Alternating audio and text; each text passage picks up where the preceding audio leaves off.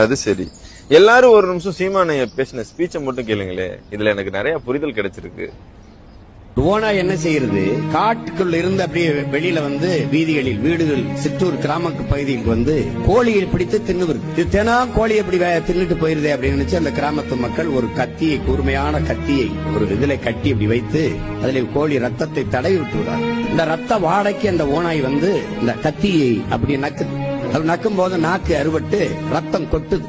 அப்ப ரத்தம் வர வர மேலும் மேலும் மேலும் மேலும் சுவைத்து சுவைத்து நக்குது. தன் ரத்தத்தையே தெரியாது சுவைச்சு சுவைச்சு அப்படியே சாப்பிட்டுட்டே இருக்கு. கடைசியா மொத்த ரத்தம் சிந்தி செத்து போகுது. அப்படிதான் என் மக்கள் இந்த ஓனாய் கத்தி மாதிரி இந்த இலவசத்துக்கு ஆசைப்பட்டு, அது உங்க ரத்தம் தான், அது உங்க காசுதான், 5000 ரூபாய் என்றால் 6800 கோடி இழக்கிறது அரசு. அரசு காசிலே ஒரு கட்சி தனக்கான வாக்கை உறுதி செய்யும். இது எவ்வளவு பெரிய கொடுமை, எவ்வளவு பெரிய கொடுமை. வாக்குக்கு 2000 காசு கொடுத்து உங்களுக்கு சேவை செய்ய ஒருவன் வருவானா? மக்களுக்கு சேவை செய்கிறவன் எதுக்கு காசு தருகிறான்?